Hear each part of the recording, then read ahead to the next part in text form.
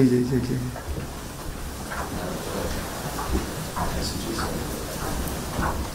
একটু madam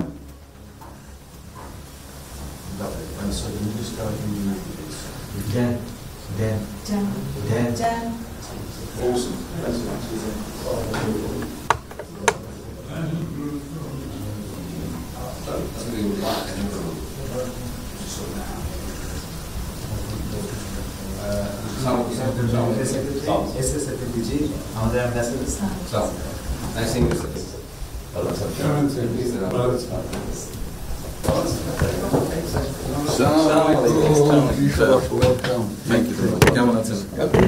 It's a real honor for me. Thank you. আসেন। আপনি এখানে বসুন।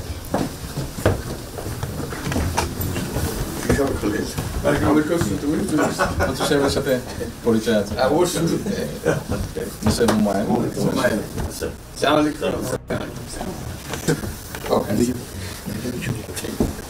খুব ভালো লাগলো। আমার আপনার শরীর ভালো আছে? চলছি। আমি বুঝতে পারছি। কঠিন অবস্থা। আম্মা সালাম জানিয়েছেন। আমার অসংখ্য অনেক সালাম দিবেন। Thank you. বসে স্যার একটু বসে।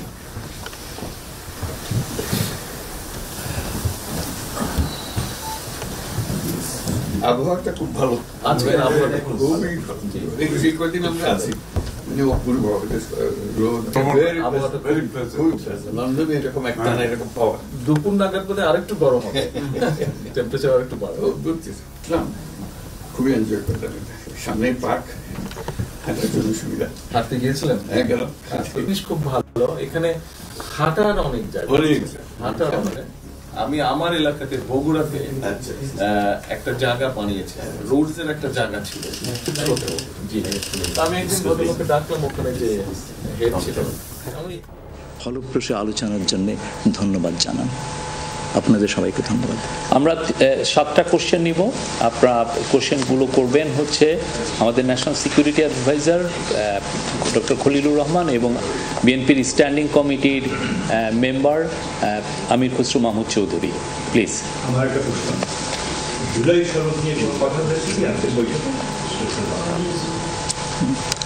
না, জুলাই সনদ নিয়ে তো অলরেডি আলোচনা চলছে দেশে, এবং এই ব্যাপারে আমাদের মধ্যে অলরেডি সিদ্ধান্ত আছে যে ঐক্যমতের ভিত্তিতে জুলাই সনদ হবে, এবং সংস্কারের ব্যাপারেও একই উত্তর আমাকে দিতে হয় যে ঐক্যমতের পরিপ্রেক্ষিতে আমরা সংস্কার এবং জুলাই সনদ দুটাই করব। সকলের ঐক্যমতের পরিপ্রেক্ষিতে সেটা সিদ্ধান্ত নেওয়া হবে, এবং এটা আমি নিশ্চিত এটা খুব কম সময়ের মধ্যে আমরা সেই সিদ্ধান্ত নিতে পারবো।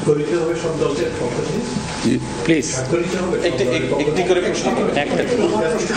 ঐক্যমত যেখানে হবে, স্বাভাবিকভাবে ঐক্যমতের পরিপ্রেক্ষিতে যে সিদ্ধান্ত হবে স্বাক্ষরিত তো হবেই, না হওয়ার কোনো কারণ তো নেই। সংস্কার নিয়ে যে বর্তমান সরকারের যে একটা বিশাল রূপরেখা তৈরি হয়েছে, একটা বিশাল তালিকা, সেই তালিকা নিশ্চয়ই আজকে আপনাদের সামনে উপস্থাপন করা হয়েছে। যে সংস্কার বিষয়ে আপনাদের মতামত কি, বিএনপি কিভাবে সেটাকে? না, এটা তো পরিষ্কার। এটা এখানে না বোঝার কোনো কারণ নাই। বিষয়টা হচ্ছে সংস্কার, চিফ অ্যাডভাইজার সাহেব, তারেক রহমান সাহেব, আমরা সবাই একই কথা বলছি, যে বিষয়গুলোতে ঐক্যমত হবে সেগুলোতে সংস্কার হবে, তাই না? তো সংস্কারের বিষয়টা একটা চলমান প্রক্রিয়া, এমন না যে সব সংস্কার এখন শেষ হয়ে যাবে। এটা নির্বাচনের আগেও কিছু সংস্কার হবে যেখানে ঐক্যমত হবে, আর নির্বাচনের পরেও সংস্কার অব্যাহত থাকবে। কারণ আমরা যেই দেশ গড়ার প্রত্যয় নিয়েছি, সংস্কারের প্রয়োজনীয়তা সবাই অনুভব করছে এখানে, সুতরাং আগে পরে সংস্কার চলতে থাকবে। তারেক রহমান দীর্ঘদিন ধরে এখানে অবস্থান করছেন এবং স্বরাষ্ট্র উপদেষ্টাও বলেছেন ওনার দেশে ফিরতে কোনো বাধা নেই। ওনার এই ব্যাপারে কোনো আলোচনা হয়েছে কিনা, বা কবে দেশে ফিরতে পারে?